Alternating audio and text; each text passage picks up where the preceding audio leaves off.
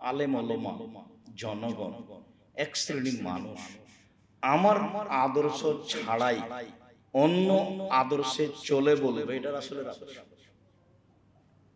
আমার সুন্নাত ছাড়াই অন্য সুন্নাত ধরে বলবে, এটা রাসূলের সুন্নাত।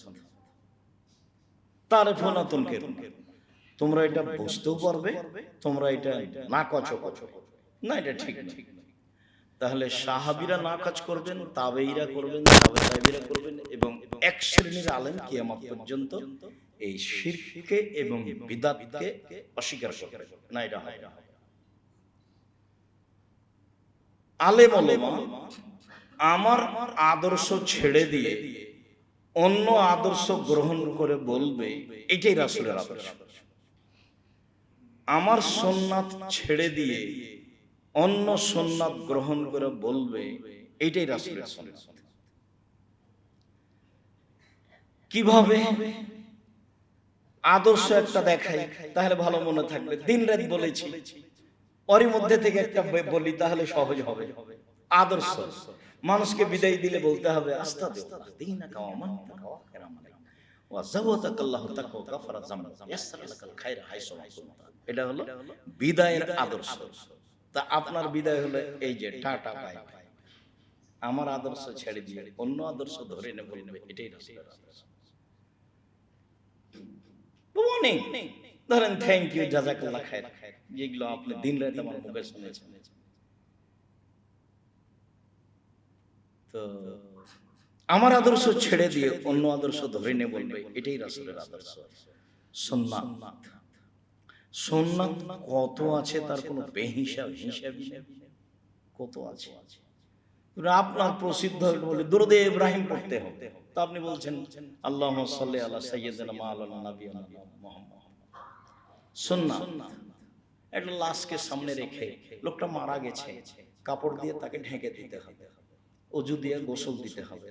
কেন আপনি তাকে উঠাচ্ছেন, বসাচ্ছেন, তারপর পেশাব পায়খানা পেট চাপতে বের করছেন, নখ কাটছেন? 241টা বেদাত আছে এক মুমূর্ষু ব্যক্তিকে লক্ষ্য।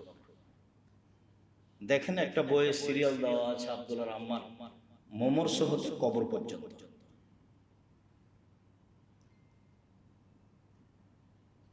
তো আমার সুন্নাত ছেড়ে দিয়ে অন্য সুন্নাত ধরে নে বলবে, এটা রাসূলের সুন্নাত। বুঝলাম। তারপরে আমি বলছি আল্লাহ রাসূল হাল বাদা যালিকাল খায়রে মিন শাররি, ওই ঘোলাটে ভালোর পরে কি খারাপ আসবে? সিরিয়াল বলতে আছে, কারণ না, হ্যাঁ ওই ঘোলাটে ভালোর পরে খারাপ আসবে, সেটা ধর্মের নামে। দুআতুন ইলা আবওয়াবি জাহান্নাম আজাবাহু ইলাইহি কাযাবু ফিহা, যারা ধর্মের নামে দাওয়াত দিবে তারা নিজেরাই জাহান্নামের দরজায়, যারাই তাদের ডাকে সাড়া দিবে সবাই জাহান্নামে যাবে।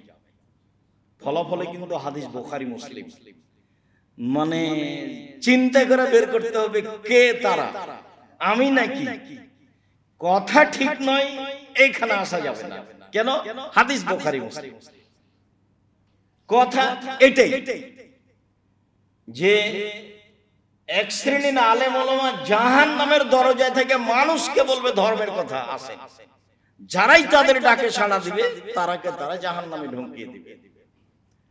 তখন হুযায়ফা রাদিয়াল্লাহু আনহু বলছেন সিফহুম লাম, কথাটি বুঝিয়ে বলে। বুঝলাম, আলেম ওলামা জাহান্নামের দরজায় থাকবে, তাদের কথায় সাড়া দিলে তারাই মানুষকে জাহান্নামে দিয়ে দিবে। কথা বুঝলাম, আরো বুঝিয়ে বলে। তখন রাসূল সাল্লাল্লাহু আলাইহি ওয়াসাল্লাম বলছেন হুম মিন জিলদাতিনা ওয়া ইয়াতাকাল্লামুনা বিআলসিনাতিনা, তারা হবে সবাই মুসলমান, তারা আমার ভাষায় কথা বলবে। কোরআন হাদিস দিব্যি পড়ুন, অনুবাদ করব, শোনো। দেখছেন না কোরআন মাজিদ পড়ে মানুষ বলছে যে নির্বাচনের কথা কোরআন মাজিদে আছে, মিলাদ পড়ে বলছে যে আল্লাহ বলছেন মিলাদ করতে হবে, সাহাবী করলেন না, তাবেঈ করলেন না, তাবি করলেন না, ইমাম আবু হানিফা রাহিমাহুল্লাহ করলেন না, ইমাম শাফি করলেন না, মালিক করলেন না, পৃথিবীর কোনো বড় আলেম করলেন না, বলছে কোরআন মাজিদে আছে। হুম মিন জিলদাতিনা, এটা রাসূলের মুখের ভাষা। ইয়াতাকাল্লামুনা বিআলসিনাতিনা, তারা হবে মুসলমান আমার চামড়ার, তারা আমার ভাষায় কথা বলবে। তখন হুযায়ফা রাদিয়াল্লাহু আনহু বলছেন ফামতামুরুনি আদরাকনি যালিকা, পরিস্থিতি এমন হলে কি করতে হবে বলেন। তাহলে তো কঠিন হয়ে গেল। আলেম ওলামাই যদি ধর্মের নামে কোরআন হাদিস পেশ করে, তাহলে এখন কি করব বলেন। তখন আল্লাহ রাসূল বলছেন তালজাম জামাতুল মুসলিমিন ওয়া ইমামাহুম, তখন একটা সঠিক দল এবং সঠিক দলনেতা খুঁজো। তখন হুযায়ফা রাদিয়াল্লাহু আনহু বলছেন ফাইন লাম ইয়াকুন লাহুম জামাতুন ওয়া ইমামুন, যদি সঠিক দল সঠিক দলনেতা খুঁজে না পাই তাহলে কি করব। চলছে কথা, একটা শুরু হয়ে যেত। তখন বলছেন ফাতাজিল তিলকাল ফিরাকাতুল্লাহ, সব দলগুলি ছেড়ে দাও। ওয়ান তাউজিল আসলি শাজারাতে, গাছের আড়ে একাই লুকিয়ে থাকো। হাত্তা ইদরিকাল মউত, মরে যাও, আসবে না। ধর্মের নামে ভুল সিদ্ধান্তে যেতে হবে না। সন্দেহ হলে ফিরে আসতে হবে। বেঁচে থাকার জন্য কোরআন এবং সহিহ হাদিসের আশ্রয় নিতে হবে। আল্লাহ তাআলা বলেছেন ফাসালু আহলা যিকরি ইন কুনতুম লা তাআলামুন বিল বাইয়িনাতি ওয়াজ জুবুর, পৃথিবীর মানুষ তোমরা জানা মানুষের নিকটে জানো প্রমাণ সহকারে। প্রমাণ নেই যেখানে, মান্য নেই সেখানে। প্রমাণ যেখানে নেই, মানা সেখানে নেই। ব্যক্তি যত বড়ই হোক, আল্লাহ বললেন জানা মানুষের নিকটে জানো। যাকে দাওয়াত দিচ্ছে, আব্দুল্লাহ সাহেবকে জুমার খুতবা দেওয়ার জন্য ডাকি, অন্তত 5 জন 10 জনকে জিজ্ঞাসা করতে হবে কিছু কোরআন হাদিস বুঝেন কিনা। তারপরে একদিন আর 7 দিন আগে বলে দিতে হবে যে ভাইজান এখানে কোরআন হাদিসের অনুবাদ করে খুতবা দেওয়া হয়, বিষয়টা স্পষ্ট করে বুঝে সুঝে আসবেন। আহমদ হোসেন মন্ডল জান্নাতুলের পরিচালক ছিলেন, মারা গেছেন, আল্লাহ তার ভালো করুক। প্রথম দিন আমাকে বলছে, একবারে প্রথমে এসেছি, সেদিন আমাকে বলছে যে এই মিম্বারে খুতবা দিলে কোরআন হাদিসের অনুবাদ ছাড়া খুতবা দিলে আমি তাকে মিম্বার থেকে নামিয়ে দেব। ঠিক আছে, ভালো, তাই হবে। তো ওর এই কথার ভিত্তিতে তখন হাদিস মুখস্থ করে এসে খুতবা দেওয়া হয়। ওই সুবাদেই এভাবে দেখা যায় যে সময় আসলে আলহামদুলিল্লাহ মাশাআল্লাহ অনেক হাদিস বলা যায়। সম্মানিত দিনী ভাই, আবু হুরায়রা হুযায়ফা ইবনে ইয়ামান রাদিয়াল্লাহু তাআলা আনহু এইভাবে বললেন। অফি রিওয়ায়াতি, অন্য এক বর্ণনায় হুযায়ফা ইবনে ইয়ামান বলেন রাসূল সাল্লাল্লাহু আলাইহি ওয়াসাল্লাম বললেন এখন মিন বাদি আইমা, আমার পরে আলেম ওলামা হবে। ইহতাদুনা বিগাইরি হুদায়া, আমার আদর্শ ছাড়াই অন্য আদর্শ মেনে বলবে এটা রাসূলের আদর্শ। ওয়াস্তান্নুনা বিগাইরি সুন্নতি, আমার সুন্নাত ছাড়াই অন্য সুন্নাত মেনে চলে বলবে এটাই রাসূলের সুন্নাত। কুলুবুহুম কুলুবু শায়াতিন ফি জুসমানি ইনসিন, তাদের অন্তর হবে শয়তানের অন্তর, ওদের দেখতে লাগবে মানুষ। রাসূলের মুখের ভাষা ভেবেছেন আপনি? আলেম ওলামা দিয়ে জাহান্নাম উদ্বোধন হবে, এই কথা আল্লাহ রাসূল বলেছেন। আমাদেরকে সম্মান করতে হবে, এই কথাই ঠিক, তবে জেনে বুঝে সম্মান করতে হবে, এই কথাও ঠিক। কেন? আল উলামা ওয়ারাসাতুল আম্বিয়া, আল্লাহ নবী বললেন যে আলেম ওলামা হচ্ছেন নবীগণের উত্তরাধিকারী। অনেক বড় এবার উপরে মান চলে গেছে। নবীগণের পরে যারা কাজ করে তারা আলেম ওলামা, তো মান তো অনেক উপরে চলে গেছে। সত্যি মান উপরে অনেক, কিন্তু আলেম ওলামা দিয়ে জাহান্নাম উদ্বোধন হবে, এ কথাও ঠিক। আবার তিনি বললেন ওদের দেখতে লাগবে মানুষ, ওদের অন্তর হলো শয়তানের অন্তর। হাদিস তো বুখারী মুসলিম। কি বিচার করবে? সাওবান রাদিয়াল্লাহু তাআলা আনহু বলেন রাসূল সাল্লাল্লাহু আলাইহি সাল্লাম বলেছেন ইন্না মিম্মা তাখাওয়াফা আলা উম্মতি, পৃথিবীর মানুষ মনে রেখো আমি আমার উম্মতের উপরে আশঙ্কা করি 3টি বিষয়ে। পৃথিবীর মানুষ শুনে রেখো আমি আমার উম্মতের উপরে আশঙ্কা করি 3টি বিষয়ে। 1, আইম্মাতাম মুজিল্লিন, ভ্রান্ত হুজুর। হুজুর ভ্রান্ত হবে, কথা আল্লাহ নবী বলেছেন। মানুষ কিভাবে বুঝবে? আল্লাহ যেভাবে বলেছেন সেভাবে ভাবলেই বুঝবে। কথা যখন দলিল সহ হবে তখন ঠিক আছে, দলিল আবার ঠিক আছে কিনা তখন আল্লাহ রাসূল বললেন যে কাফাবিল মারে কাদেবানি ইউহাদ্দিসা বিকুল্লি মা সামিয়া, একজন মানুষ শুনে একটা কথা বলে দিল ধর্মের নামে সে মিথ্যু, কথাটা সত্য হলো মিথ্যু, আগে দেখতে হবে রাসূলের কিনা।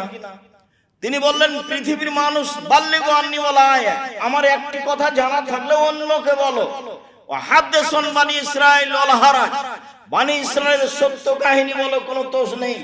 মান কাযাবা আলাইয়া মুতাআম্মিদান ফালিয়াতাবাওয়া মাকাদাহু মিনান নার, কেউ যদি কোনো কথা আমার নামে বলে, আমার নামে কলমে লিখে, সেই কথা যদি আমার না হয় তাহলে তার থাকার জায়গা জাহান্নাম। হুজুর কত বড় এটা বিবেচনা হবে না, জুব্বা কত বড় এটা বিবেচনা হবে না, পাগড়ি কত বড় এটা বিবেচনা হবে না, কথা যদি রাসূলের না হয় তাহলে হুজুর জাহান্নামে যাবে, এটা ফয়সালা করা আছে। চুরি করলে সরাসরি জাহান্নামে যাবে এটা বলা হয়, অশ্লীল কাজে লিপ্ত হলে সরাসরি জাহান্নামে যাবে এটা বলা হয় না। আমার নামে যদি কেউ কোনো কথা বলে, সেটা যদি আমার না হয় তাহলে তার থাকার জায়গা জাহান্নাম, এই কথা রাসূল সাল্লাল্লাহু আলাইহি ওয়াসাল্লাম বুখারী মুসলিম। ওয়া সাতালতাহিকু কাবাইলু মিন উম্মতি বিল মুশরিকিন, আমার উম্মত হিন্দুদের সাথে মিশে যাবে, এটা আমার আশঙ্কা, আমি এটা আশঙ্কা করে গেলাম, আমার উম্মত হিন্দুদের সাথে মিশে যাবে। তাদের কৃষ্টি কালচার এদের ভালো লাগবে, তাদের মূর্তিখানায় যেতে এদের ভালো লাগবে, তাদের গান বাজনা বাদ্যযন্ত্র এদের ভালো লাগবে, তাদের সাথে চলাফেরা এদের ভালো লাগবে। আমার উম্মত হিন্দুদের সাথে মিশে যাবে, এটা আমার আশঙ্কা। 3 ওয়াসাতাবুদু কাবাইলু মিন উম্মাতিল আওসান, আমার উম্মত মূর্তি পূজা করবে। এটা আল্লাহর রাসূলের মুখের ভাষা। মূর্তি পূজা সরস্বতী ভগবতী কালীর নিকটে মাথা নত করলেই মূর্তি পূজা হয়। নেতা নেত্রীর ছবি আপনার বাড়িতে সম্মান সহকারে আছে, কাঁকড়ার মূর্তি আপনার বাসায় আছে, কত সুন্দর করে আপনি একটা আয়না কিনেছেন আপনার স্ত্রী, সে আয়নাটা রুই মাছ, কাতল মাছ, প্লেটটা কিনেছেন চিংড়ি মাছ, কত সুন্দর করে সাজিয়ে রাখছেন যেখানে সেখানে। আমার উম্মত মূর্তি পূজা করবে, মূর্তিকে সম্মান করবে, মূল্যায়ন করবে। এই তিনটা তিনি আশঙ্কা করলেন। 1 নম্বরে বললেন ভ্রান্ত হুজুর। এমনিতে এই বিষয়ে বিস্তারিত দেখতে চাইলে বক্তা শ্রোতার পরিচয় বইয়ে আলেমদের পরিচয় এক জায়গায় মোটামুটি দেওয়া আছে। সম্মানিত দিনী ভাই, আবু হুরায়রা রাদিয়াল্লাহু তাআলা আনহু বলেন, রাসূল সাল্লাল্লাহু আলাইহি সাল্লাম বলেছেন, ইয়াকুনু ক্বাবলা সার আইয়ামুন, কিয়ামতের পূর্বে কতগুলি দিন হবে, ইরফাউ ফিহিল ইলম, তাতে বিদ্যা উঠে না, বিদ্যা উঠে যাবে, ওয়া ইয়ানজিলু ফিহিল জাহাল, তাতে বরকত বর্ষণ, মূর্খতা বর্ষণ। বহুদিন বলেছি আমরা জানি যে বৃষ্টি বর্ষণ হয়, কিন্তু রাসূল সাল্লাল্লাহু আলাইহি সাল্লাম বলছেন যে মূর্খতা বর্ষণ হবে, বিদ্যা উঠে যাবে, মূর্খতা বর্ষণ। তারপরে তিনি বলছেন যে ওয়াকসুরাল হারাজ, মারামারি বেড়ে যাবে। এমন সময় আসবে যাতে বিদ্যে উঠে যাবে, মূর্খতা বর্ষণ হবে, মারামারি হইচই দাঙ্গামা হামলা মামলা মোকদ্দমা সব অন্যায় অবিচার অরাজকতা সমাজে নেমে আসবে। আব্দুল্লাহ ইবনে মাসউদ রাদিয়াল্লাহু তাআলা আনহু বলেন, রাসূল সাল্লাল্লাহু আলাইহি সাল্লাম বলেছেন, লা তাকুমুস সাআ, কিয়ামত হবে না, হাত্তা ইরফাল ইলম, যতক্ষণ পর্যন্ত বিদ্যা তুলে নেওয়া হচ্ছে, ওয়া ইয়ানজুল জাহাল, মূর্খতা বর্ষণ না হচ্ছে। বিদ্যা উঠে যাবে, মূর্খতা বর্ষণ হবে। ওয়া ইয়াকসুরাল কিযব, মিথ্যা কথা বেড়ে যাবে, যে সে মিথ্যা কথা বলবে। মিথ্যা বড় কিছু নয়, মিথ্যা বড় কিছু নয়। মিথ্যা দিয়ে সুবিধা উপার্জন করা মানুষ প্রয়োজন মনে করবে, একবারে অহরহ মানুষ মিথ্যা কথা বলবে, এটা কিয়ামতের লক্ষণ। অথচ রাসূল সাল্লাল্লাহু আলাইহি ওয়াসাল্লাম বলছেন, পৃথিবীর মানুষ শুনে রেখো, কেউ যদি তর্ক ছেড়ে দেয় সত্য হলেও তর্ক করবে না, আমি মুহাম্মদ সাল্লাল্লাহু আলাইহি ওয়াসাল্লাম তাকে একটা জান্নাতে ঘর নিয়ে দিব। তিনি বলেন মজাক করা হলেও কেউ যদি মিথ্যা ছেড়ে দেয়, আমি মুহাম্মদ সাল্লাল্লাহু আলাইহি ওয়াসাল্লাম তাকে একটা জান্নাতে ঘর নিয়ে দিব। তিনি বলেন সবচেয়ে ভালো চাল চলন যার, তাকে আমি জান্নাতুল ফেরদাউস নিয়ে দিব। সেখানে মিথ্যা হবে স্বাভাবিক ব্যাপার, কিয়ামতের লক্ষণ। তিনি বলেন ইয়াতাকারাবুজ জামান, যুগ ঘন ঘন হবে। এই যে 2025, তাই কখন শেষ? 2026, এই যে চলে গেল। সেদিন তো দেখলাম 22, দেখি আজকে 26। যুগ ঘন ঘন খুব তাড়াতাড়ি পার। ও তাতাকারাবুল আসওয়াক, ঘন ঘন বাজার গড়ে ওঠে, যেখানে সেখানে বাজার হয়। এমন পল্লী, নিবিড় পল্লী যেখানে বাজারের ধারণা করা যায় না, সেখানে বাজার গড়ে ওঠে। কিয়ামতের লক্ষণ। আয়ুলকা শুহ, কৃপণতা মানুষের উপরে চাপিয়ে দেওয়া। মানুষ দান খয়রাত করতে চাইবে না। আমি আপনাকে এই বিষয়ে বহুদিন বলেছি যে আপনি একটা কথা মাথায় রাখবেন, যে দান খয়রাত আমি কেউ চাইলে দিব এটা না, আমি নিজে থেকে দেব। এটা আমার ইবাদতের একটা অংশ। আমি সালাত আদায় করি, এটা আমার ইবাদত। আমি কোরআন তেলাওয়াত করি, এটা আমার ইবাদত। আমি সুবহানাল্লাহ আলহামদুলিল্লাহ বলি, এটা আমার ইবাদত। আমি সিয়াম থাকি বৃহস্পতিবার সোমবার, এটা আমার ইবাদত। আমি হজ করতে যাই, এটা আমার ইবাদত। তো এইরকম একটা গুরুত্বপূর্ণ ইবাদত দান, এটা আপনি মনে করে নেবেন, তাহলে করা সহজ।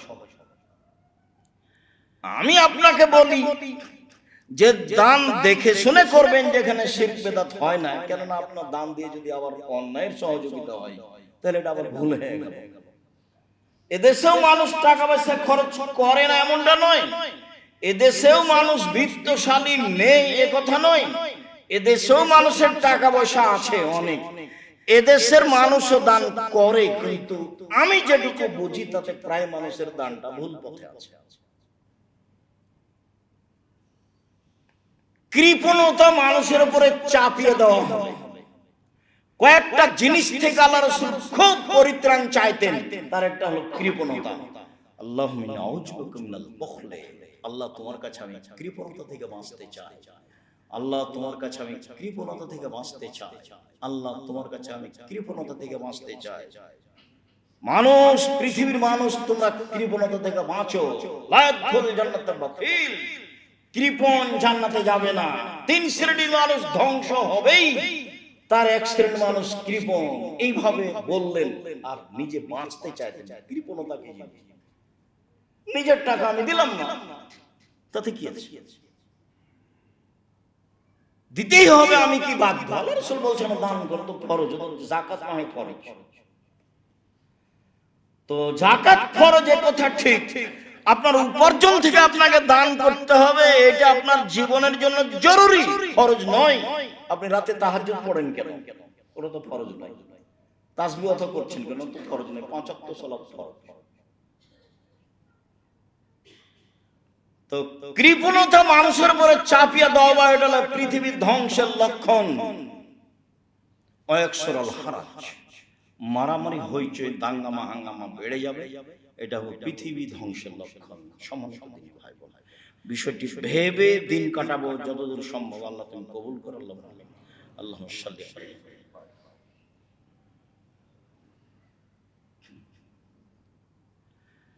আলহামদুলিল্লাহ ওয়াহদা, সালাতু ওয়াসসালামু আলা মান লা নাবিয়্যা বাদা।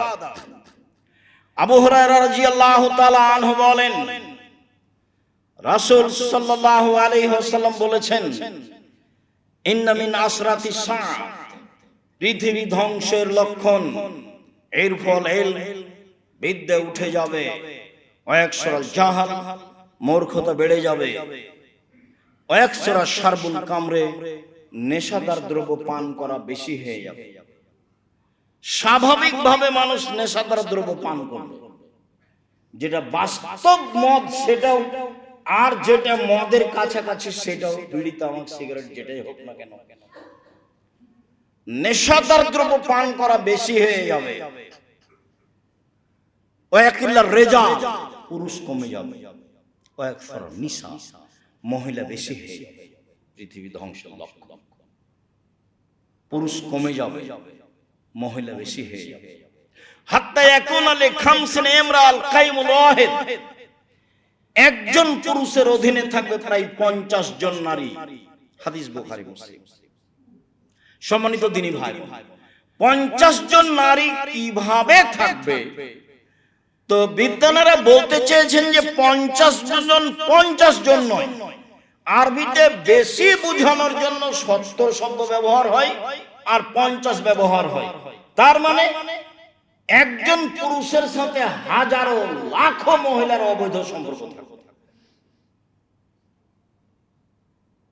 বুখারী মুসলিমে এসেছে, যখন মহিলা বেশি হয়ে যাবে, পুরুষ কমে যাবে, তখন মহিলারে ভুল পদ্ধতিতে অন্যায় করার জন্য তাদের পিছনে ধাওয়া করে তাদের সাথে অন্যায় করবে।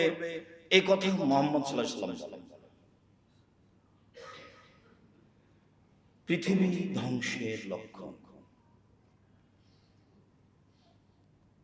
মুআয ইবনে জাবাল রাদিয়াল্লাহু তাআলা আনহু বলেন, রাসূল সাল্লাল্লাহু আলাইহি ওয়াসাল্লাম বলেছেন, ইন্না হাযাল আমরা বাদা নবুওয়াতান রাহমাহ, নেতৃত্ব শুরু হয়েছে নবী দিয়ে ও দয়া দিয়ে। কোন নবীর নেতৃত্ব চলেনি আল্লাহর দয়া ছাড়া। কোন নবীর নেতৃত্ব চলেনি আল্লাহর দয়া ছাড়া। আল্লাহ যখন মুসা আলাইহিস সালামকে বললেন, মুসা, ফিরআউন সীমা লঙ্ঘন করেছে, তুমি সেখানে দাওয়াত দিতে যাও। মুসা আলাইহিস সালাম বললেন, আমার মুখে তোতলা রয়েছে, আমি ভালো স্পষ্ট কথা বলতে পারি না, আমি যাব না। আল্লাহ বললেন, আমি ব্যবস্থা করছি, ঠিক করে দিচ্ছি, তুমি যাও। মুসা আলাইহিস সালাম বললেন, আমার একটা আপত্তি অভিযোগ রয়েছে তাদের পক্ষ থেকে আমার উপরে, এক থাপ্পড়ে আমি মানুষ মেরেছি, আমি সেখানে গেলে আমাকে মারবে, অতএব আমি যাব না। তখন আল্লাহ বললেন, আমি তোমার সাথে থাকবো, কিভাবে মারবে সেটা দেখবো। বলছে, আমার সাহস হয় না, গেলে আমার ভাইকে আমার সাথে দিতে হবে, হারুনকে দিতে হবে। ঠিক আছে, তাই হলো। হারুন আর তোমরা দুই ভাই যাও, যা বলেছো তাই মেনে নিয়েছি, তবে ওলা তানিয়া ফি যিকরি, আমাকে ডাকতে কম করো না, না ডাকলে সব উঠে দেব, যা বলেছে একটা রাখবো না। নবীর নেতৃত্ব চলেনি আল্লাহর দয়া ছাড়া। খুব স্বাধীনভাবে তিনি গিয়ে বললেন, প্রথম কথা, স্বাধীনতা লাগবে। গরিব মানুষ হলেও নিজ স্বাধীনভাবে দিন পালার মানার একটা গতিবিধি থাকতে হবে। আর একজনের অধীনে থেকে দিন মানা যায় না। কৃষ্টি, কালচার, নিয়ম, নীতি, কর্ম, আদর্শ ইহুদি খ্রিস্টানদের মেনে চলে স্বাধীন থাকা যায় না।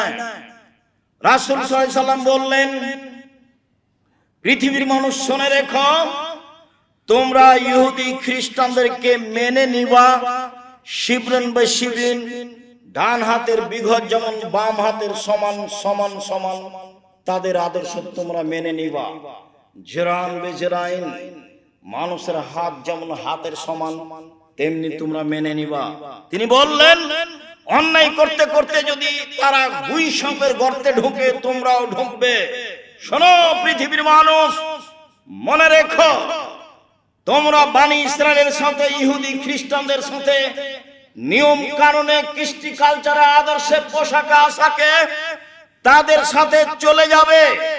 ডান পায়ের জুতা যেমন বাম পায়ের সমান, ডান হাতের বিঘত যেমন বাম হাতের সমান, ডান হাতের বাহু যেমন বাম হাতের সমান, সমান সমান মেনে নেবে। শুধু তাই নয়, নিচে নামতে নামতে নামতে আল্লাহ রাসূল শেষে বলছেন, বনি ইসরাইল, ইহুদি খ্রিস্টান যদি মায়ের সাথে জেনা করে থাকে, তোমরাও করবে।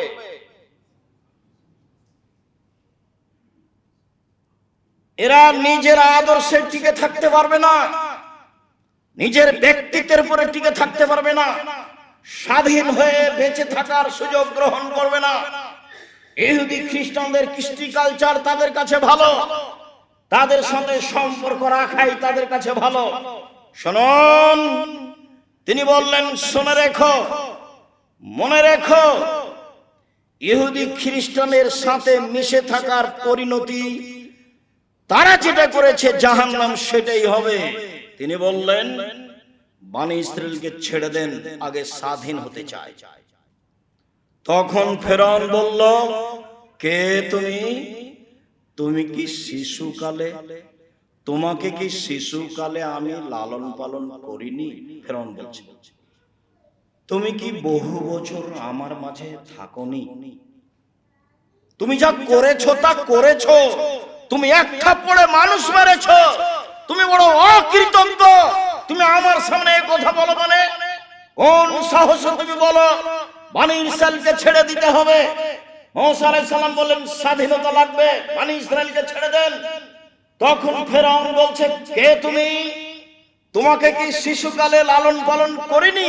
করেছে তো। তুমি কি বহু বছর আমার মাঝে থাকোনি? থেকেছে। তুমি কি এক থাপ্পড়ে মানুষ মারোনি? মেরেছে।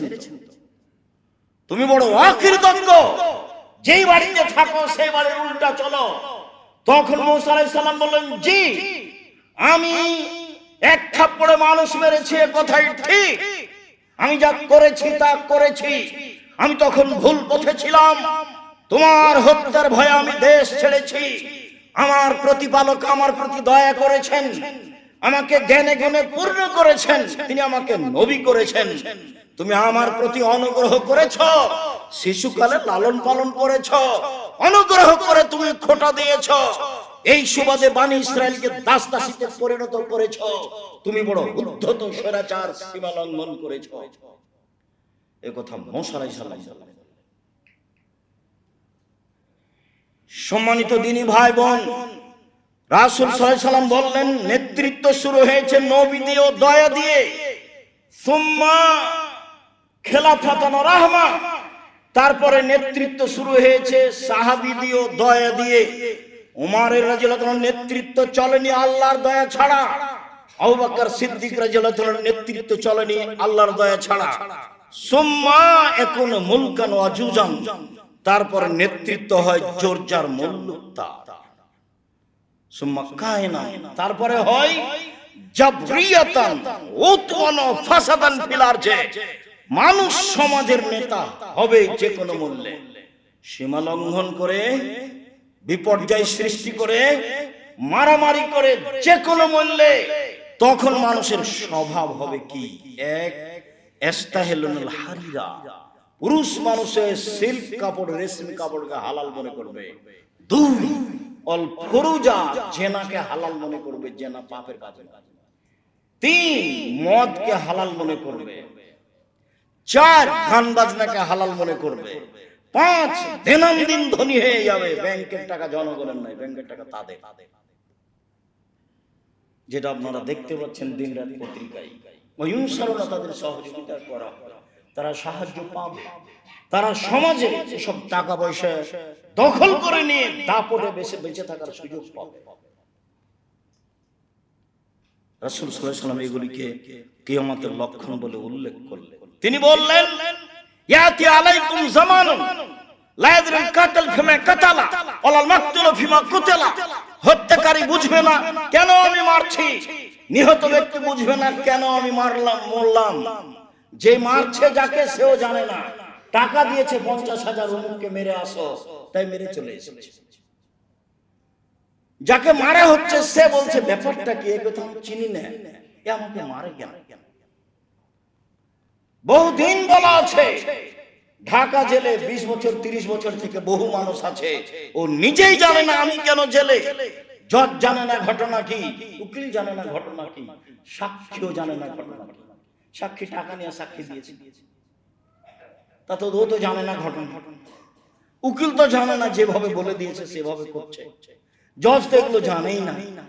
তাহলে যে সাজালছে শুধু সেই জানে, আর কেউ জানে? লা ইয়াদরিল কাতিল ফিমা কাতালা, ওয়ালাল মাকতুলু ফিমা কুতিলা, কিয়ামতের লক্ষণ। হত্যাকারী বুঝবে না কেন আমি মারছি, নিহত ব্যক্তি বুঝবে না কেন আমি মরলাম। আবু মুসা আশআরী রাদিয়াল্লাহু তাআলা আনহু বলেন, রাসূল সাল্লাল্লাহু আলাইহি সাল্লাম বলছেন, কাইফা বিকুম বিজামানিন, তোমাদের কি হবে, যুগের কি হবে। আবু মুসা, তোমাদের কি হবে, যুগের কি হবে, তোমাদের কি হবে, যুগের কি হবে। ইগরবালুন নাস গারবালাতান, যেদিন মানুষ মানুষের প্রতি জুলুম অন্যায় অবিচার করবে সেদিন তোমাদের কি হবে, যুগের কি হবে। আবু মুসা, যেদিন মানুষ মানুষের উপরে জুলুম করবে সেদিন তোমাদের কি হবে, যুগের কি হবে। আতাবকা হুসালাতুম মিনান নাস, সমাজে যারা থাকবে তারা আগাছা, তাদের কাছে কোনো বুদ্ধি পাওয়া যাবে না, কোনো সাহায্য সহযোগিতা পাওয়া যাবে না। সেদিন তোমাদের কি হবে, যুগের কি হবে। মারে যাতে ওহুদুহুম আমানাতুহুম, সেদিন মানুষ ওয়াদা অঙ্গীকার পূরণ করবে না, সেদিন মানুষ আমানতদার হবে না। মাদ্রাসার সভাপতি, মসজিদের সভাপতি, স্কুলের দায়িত্বশীল, চেয়ারম্যান, মেম্বার, এমপি, মন্ত্রী, জেল সুপার যারা যেখানে থাকবে 10 পয়সা নির্দ্বিধায় লুটে খাবে। সেদিন তোমাদের কি হবে, সেদিন যুগের কি হবে। সেদিন তোমাদের কি হবে, সেদিন যুগের কি হবে। তখন বলছেন, আপনি বলেন কি করতে হবে। তখন আল্লাহ রাসূল বলছেন যে তা খোঁজো না মা তারিফুনা, যেটা ভালো মনে করো সেটা গ্রহণ করিও, অতাজরুনা মা তুনকিরুনা, যেটা খারাপ মনে করো সেটা ছেড়ে দিও। আলজুম বাইতাকুম, বাড়িতে থেকো, মুখখান বন্ধ রেখো, মুখখান বন্ধ রেখো, বাড়িতে থাকিও। ভালো যেটা বিবেচনায় আছে সেটা গ্রহণ করিও, মন্দ যেটা বিবেচনা আছে সেটা ছেড়ে দিও। মুহাম্মদ সাল্লাল্লাহু আলাইহি ওয়াসাল্লাম মুখের ভাষায় উত্তর দিলেন। আবু মুসা আশআরী রাদিয়াল্লাহু তাআলা আনহু বলেন, রাসূল সাল্লাল্লাহু আলাইহি সাল্লাম বললেন, শোনো, এমন একদিন চলে আসবে মানুষের সামনে, হাত্তা ইয়াকতুলান নাসু আবাহু ওয়া উম্মাহু ওয়া যাকারাবাতিহি ওয়া ইবনা আখিহি, মানুষ তার পিতাকে মারবে, মানুষ তার ভাইকে মারবে, মানুষ তার ভাইয়ের ছেলেকে মারবে, মানুষ তার নিকট আত্মীয় স্বজনকে মারবে। তখন সাহাবীগণ বলেন, কি লাইসা লানা উকুলুনা, মানুষ পিতাকে মারবে কিভাবে, মানুষ মাকে মারবে কিভাবে, মানুষের বিবেক থাকবে না, মানুষের কি কোনো বিবেকই থাকবে না। তখন বলছেন, লা তুনজা উকুল আকসার যালিকা জামান, মানুষের বিবেকই থাকবে না, মানুষের বিবেচনাই থাকবে না, বিবেচনা দিয়ে কোনো কাজ করবে না, শুধু অন্যায়, শুধু অন্যায় দিয়ে কাজ। ওয়াখলাফুল হাওয়া মিনান নাস, সমাজে যারা কথা বলবে তারা হলো নিম্ন শ্রেণীর মানুষ, বোকা শ্রেণীর মানুষ, কম বুদ্ধির মানুষ। সমাজে যারা কথা বলবে তারা নিম্ন শ্রেণীর মানুষ।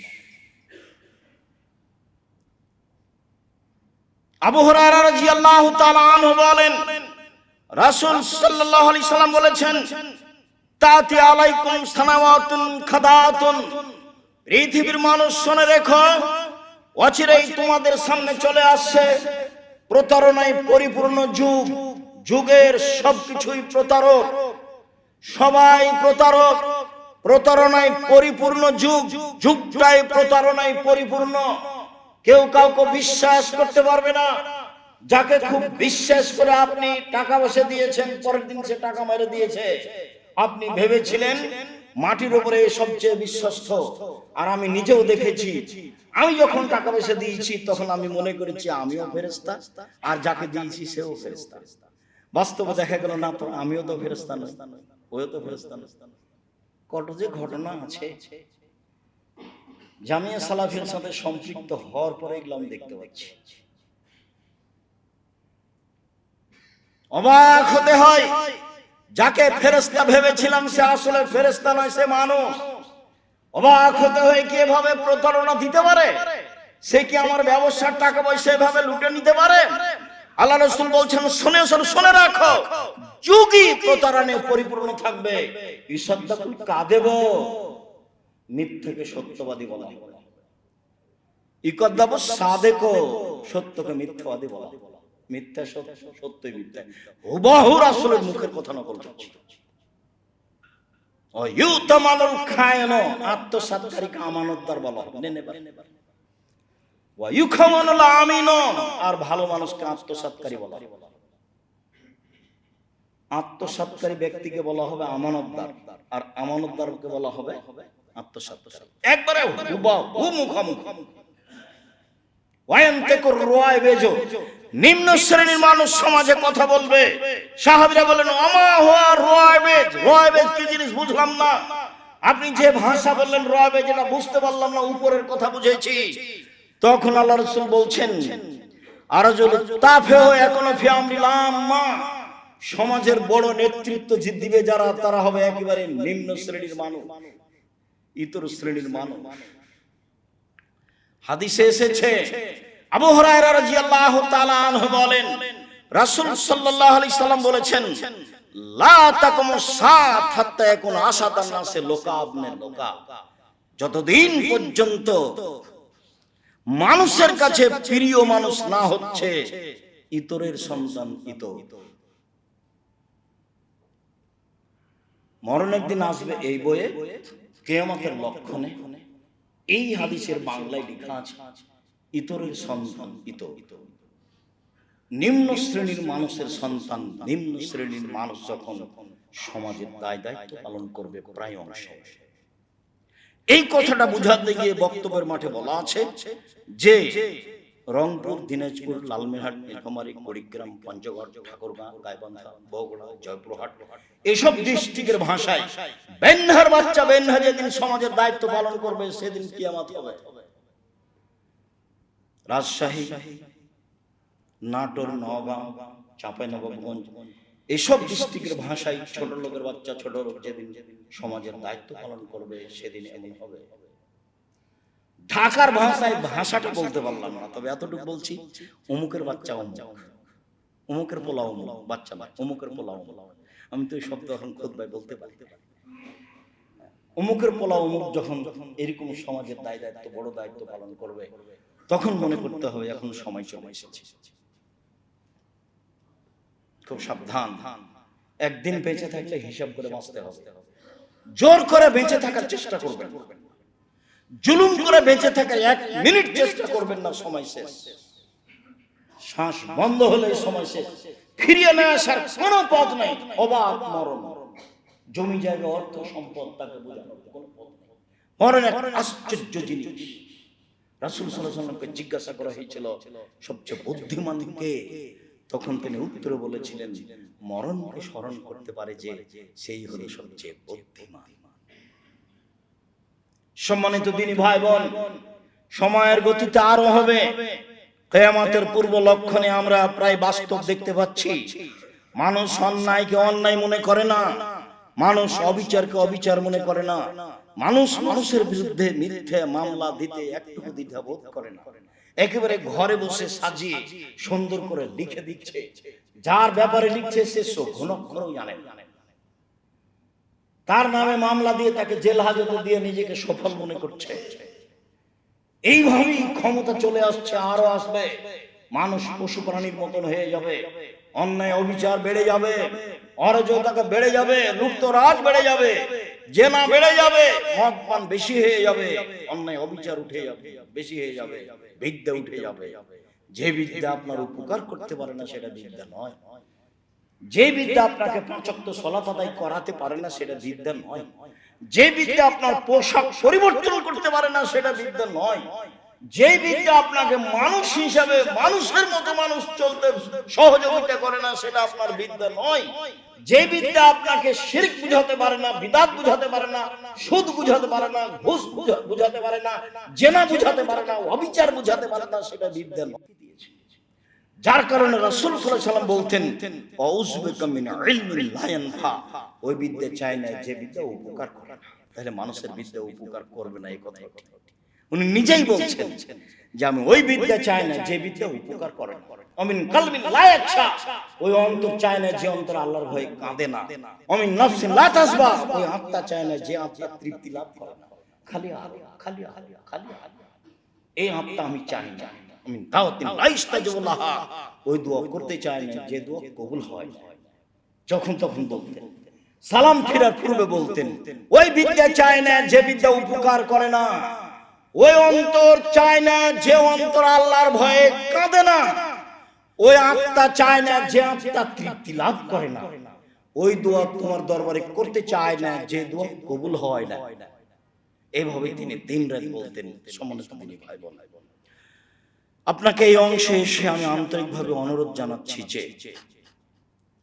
সত্য সত্যই পৃথিবীর বাস্তবতা যা, সেটা বিদ্যার দিকে হোক, সামাজিক ভাবে হোক, নেতৃত্বের দিকে হোক, পোশাক আশাকে হোক, এখন প্রায় মানুষ ভুল পথের দিকে চলে যাচ্ছে।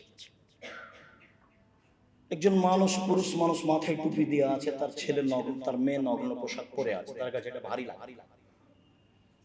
বাজনা চলছে দোকানে, টুপি মাথায় দিয়ে দোকানে বসে আছে, জিনিস বিক্রি করছে, তার কাছে এটা ভারী লাগে। পিতা স্কুলে মঞ্চে বসে আছে, মেয়ে নাচছে, তার কাছে এটা ভারী লাগে, বরং খুশি যে আমার মেয়ে ভালো নাচতে পারছে। অবাক কথা। আপনি বলেন বিদ্যা কি জিনিস? বিদ্যা যদি মানুষের ক্ষতি করে তাহলে সেটা বিদ্যা নয়, মর্ম। খুতবার শেষে আন্তরিকভাবে অনুরোধ জানাচ্ছি যে কিয়ামতের লক্ষণ আমাদের মাঝে প্রায় বিরাজ করছে, মর্মে সতর্ক হই। রাসূল সাল্লাল্লাহু আলাইহি ওয়াসাল্লাম বলছেন, কবর দেখে কোন কোন মানুষ কবরের উপরে গড়াগড়ি পারবে, পরিবেশ পরিস্থিতি এত জটিল খারাপ হবে, আর আফসোস করে বলবে, আমি কেন মরলাম না, এই কবরটা আমার কেন হলো না, আমি কেন মরলাম না, এই কবরটা আমার কেন হলো না। এক শ্রেণীর মানুষ পরিস্থিতিতে আফসোস করে কবরবাসীর কবরে যাওয়ার বলবে যে আমি যদি এই কবরবাসী হতাম তাহলে তো আমি সব ঝামেলার মধ্যে থাকতাম। দিন দিন দিন যত যাবে পরিবেশ পরিস্থিতি তত কঠিন হবে, অন্যায় অবিচার সমাজে তত বেশি হবে, জেনা চুরি ডাকাতি সমাজে তত বেশি হবে। মর্মে সম্ভবপর প্রাণপণে থাকার চেষ্টা করি, আল্লাহ তৌফিক দান করুন। মর্মে পরামর্শ, হিসাব নিকাশ করে বিবেচনা করে দিন কাটাই। এক। দুই, এই মসজিদের সাথে হিফজখানা চলে, এইটাকে হিফজখানার সাথে সাথে এখানে যেন কিতাবখানা থাকে, কোরআন হাদিস শিক্ষা দেওয়া হয়, এই ব্যবস্থা নিতে হবে। কেন? এদেশের লোক হিফজকে বিদ্যা মনে করেছে, মূলত হিফজ বিদ্যা নয়। একটা ছেলে হাফেজ হয়েছে, তো ওর সূরা বাকারা মুখস্থ আছে আর আপনার সূরা নাস মুখস্থ আছে। পার্থক্য এই যে ওর বেশি আর আপনার কম। আপনিও যেমন জানেন না, ওই তেমন কিছু জানেন না। হিফজ যদি শেষ হয়ে যায়, দিয়ে মাথায় রুমাল দিয়ে ঘুরে বেড়াই, তাহলে বুঝতে হবে যে আপনার ছেলের হাঁটুর উপরে মেরে হাঁটু অচল করে দেওয়ার জন্য চলতে নামতে, বাকি যেগুলো মানুষের বাড়িতে খাবে, মাথায় টুপি দিয়ে চেয়ে বেড়াবে। কাজে মূলত হিফজ কোনো বিদ্যা নয়। যারা ধনী মানুষ, চাকরি রিটায়ার্ড হয়ে গেছে, বলছে আমার বাপের নামে একটা হিফজখানা খুলেছি, বল হিফজ দিয়ে আপনি কি করবেন? ও তো কোরআন হাদিস বুঝে না। আপনার মধ্যে আর তার মধ্যে পার্থক্য কি বলেন তো দেখি? আপনার সূরা ফালাক মুখস্থ আছে আর ওর কি আছে? সূরা বাকারা। আপনিও যেমন জানেন না কিছু, ওইও তেমন জানেন কিছু, দোনোকে দোনো বাড়াবার। বরং অনেক সময় আপনি তো কিছু দিন ধর্ম চর্চা করেন, ও মানুষের বাড়িতে খাওয়ার তালে দিন ধর্ম চর্চা করে, তাকে পড়ানো লাগে না। কমিলানে পড়ালে তো খুব দেখতে হয়। আমরা 90 সাল থেকে 88 আগস্টের 20 তারিখ রোজ বুধবার থেকে শিক্ষকতা করি। 88 আগস্টের 20 তারিখ রোজ বুধবার থেকে। তারপরে ক্লাসে গেলে আগে একটু দেখি যে আল্লাহ এখানে কি বলেছে, দেখি ছেলেদের সামনে কি বলবো, তো ওখানে কিছু লাগে না। কাজেই ছোট হোক প্রতিষ্ঠান, প্রতিষ্ঠান হিসাবে গণ্য করার চেষ্টা করেন যারা সমাজে দায়িত্বশীল আছেন। আমাদের পক্ষ থেকে আন্তরিকভাবে অনুরোধ রইল। তারপরের কথাটি আমি আপনাকে শতবার বলে আপনি বিরক্ত হবেন না, মনে রাখবেন, আপনি জামিয়া সালাফি কিভাবে চলে তা ছাত্র জানেন, জামিয়া সালাফি কিভাবে চলে তা শিক্ষক জানেন, জামিয়া সালাফি কিভাবে চলে তার নেব্রাসের সদস্যরা জানেন। নেব্রাস ইসলামিক রিসার্চ ফাউন্ডেশন অলাভজনক একটি সরকার অনুমোদিত ফাউন্ডেশন, তার অধীনে জামিয়া সালাফিয়া চলে। সব জামিয়া সালাফিয়া ঢাকা, জামিয়া সালাফিয়া দিনাজপুর, জামিয়া সালাফিয়া রাজশাহী, জামিয়া সালাফিয়া চট্টগ্রাম, সময়ের গতিতে যেটা যখন গড়ে উঠবে সব নেবরাসের অধীনে চলে। নেবরাসের যারা সদস্য তারাও জানে না জামিয়া সালাফি কিভাবে চলে। সরকার ভাবে অডিট হয়, সরকারি ভাবে হিসাব রক্ষকরা বুঝে কিভাবে চলে, কিভাবে তাকে হিসাব রেডি করতে হয়। আমি মোটামুটি কিছু বুঝতে পারতে পারি। জামিয়া সালাফি বৈদেশিক কোন সহযোগিতা দিয়ে চলে না। মুসলিম দেশ, মুসলিম কান্ট্রির তার সহযোগিতাতে জামিয়া সালাফি চলে না। দেশের কোন বিত্তশালী দিয়ে জামিয়া সালাফি চলে না। দেশের সরকারি ভাবে সহযোগিতাই চলে না। জামিয়া সালাফি মাসে প্রায় ৪৫ লক্ষ টাকা খরচ হয় বেতন। জামিয়া সালাফির একটা অংশ আছে আদ-দাওয়া, তারা সারা বাংলাদেশ থেকে প্রতি ১৫ দিনের জন্য ২৫ থেকে ৩০ জন ইমামকে নিয়ে যায়, ফ্রি নিয়ে যায়, ফ্রি খাওয়ায়, ফ্রি পয়সা পাতি দেয়, ফ্রি ফেরত দেয়, যাতে করে মসজিদের সভাপতির প্রতি ভারী না হয়। প্রতি ১৫ দিনের জন্য ২৫ থেকে ৩০ জন মানুষ আছে প্রশিক্ষণ দেওয়ার, এর জন্য ৬ জন লোক আছে। জামিয়া সালাফি অনলাইন আল ইতিসাম টিভি আছে, জামিয়া সালাফি আপনার আদ-দাওয়া প্রশিক্ষণের ব্যবস্থা আছে। জামিয়া সালাফি প্রায় ৭০০-র অধিক মক্তব চলে। জামিয়া সালাফি ৫০টা প্রশ্ন উত্তর দিয়ে আল ইতিসাম পত্রিকা আছে। যাওয়ার সময় একটা পত্রিকা হাতে করে যাবে, আপনি বিশ্বাস করেন আপনার টাকা দিয়ে আমি পত্রিকা ছাপাই। আমি আমার টাকা দিয়ে, আমার কোনো টাকা নেই, আমরা বাপ কোনো জমিদার নই, আপনার টাকা দিয়ে পত্রিকা ছাপানো হয় না। ১২ জন খালি মুফতি আছে, আপনার টাকা দিয়ে তাদেরকে রাখা হয়। কেন আপনি পড়েন? আমার দাবি আপনি পড়বেন। আমার কোনো স্বার্থ নাই। জামিয়া সালাফের আমি ৫ পয়সা সুবিধা ভোগ করি না। জামিয়া সালাফের আমি ৫ পয়সা সুবিধা ভোগ করি না। আমি জামিয়া সালাফের বেতন নিই না। জামিয়া সালাফের আমি দাগদারি না। আমি আল্লাহকে বলছি, আমার মনে বড় সাধ, এই দেশের মাটিতে আমি উন্নত মানের প্রতিষ্ঠান গড়বই ইনশাআল্লাহ, যেখানে ছেলে মেয়ে বাংলা, ইংরেজি, আরবি উন্নত মানের শিক্ষা অর্জন করে জাতির অন্যায়ের বিরুদ্ধে লড়বে মুখে কলমে মিডিয়ে। সেই দাবিতে আমি বলি, যেখানে এই মসজিদে যে ছেলেটা খিদমত করার নাম যেন কি, ও পত্রিকা দেয় আল ইতিসাম পত্রিকা, ৫০টা প্রশ্নের উত্তর ফতোয়া বোর্ডে পাস করে ফতোয়া লেখা হয়। ব্যতিক্রম পত্রিকা আল ইতিসাম পত্রিকা আমরা ভালোবাসা থাকে জানা। জামিয়া সালাফের যত বই পুস্তক বের হয়, যেমন আজকের আলোচনা আছে, আপনার মরণ একদিন আসবে এই বই, আপনি এগুলোকে মূল্যায়ন করবেন। আমি আপনার কাছে জামিয়া সালাফি এই বিষয়গুলি তুলে রেখে দিন রাত যেটা বলে থাকি সেটা আজকেও বলছি। আপনার কাছে আমার একটা দাবি, মানুষ হিসাবে, দিনী ভাই হিসাবে, দিনী বোন হিসাবে একটু মুখে বলবেন আল্লাহ তুমি জামিয়া সালাফি কবুল করুন, আমি খুশি হব। কোনোদিন সময় হলে দেখতে যাবেন জামিয়া সালাফি, আপনাকে ভালো লাগবে। আর আমি আপনাকে ১০ টাকা দিতে বলছি না, তবে আপনার ১০ টাকা ছাড়া জামিয়া সালাফি গড়ে উঠুক এটা আমি চাই। কেন? আমার খুব দৃঢ়তা কাজ করে। শিরক মুক্ত প্রতিষ্ঠান জামিয়া সালাফিয়া, বিদআত মুক্ত প্রতিষ্ঠান জামিয়া সালাফিয়া, দল মুক্ত প্রতিষ্ঠান জামিয়া সালাফিয়া, সংগঠন মুক্ত প্রতিষ্ঠান জামিয়া সালাফিয়া, হিংসা মুক্ত প্রতিষ্ঠান জামিয়া সালাফিয়া, দেশের সর্ববৃহৎ প্রতিষ্ঠান জামিয়া সালাফিয়া, শিক্ষা মানে উন্নত মানের প্রতিষ্ঠান জামিয়া সালাফিয়া, অনেক শিক্ষক দেশ বিদেশের এই প্রতিষ্ঠান জামিয়া সালাফিয়া। আপনার ভালোবাসা আমি ঐকান্তিক ভাবে কামনা করি, এই জন্য আপনি দোয়া করবেন। আর আপনি ১০ টাকা দিয়ে অংশগ্রহণ করে থাকবেন বিচারের মাঠে টিকে থাকার জন্য, আমি বলে রেখেছি আপনাকে, সেই জন্য আপনি ক্ষতিগ্রস্ত হন সেটা আমি চাই না। কুকুর, পতিতালয়ের মহিলা যদি কুকুরকে পানি পান করে জান্নাত পেতে পারে, জামিয়া সালাফিয়া ১০ টাকা দান করলে আপনি জান্নাত পাবেন ইনশাআল্লাহ। আমার এটা দৃঢ়তা কাজ করে।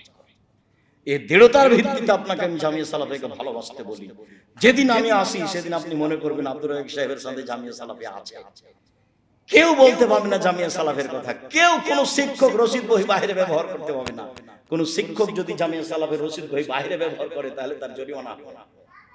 কেউ জামিয়া সালাফের কথা বলতে পারবে না, কেউ আদায় করতে পারবে না।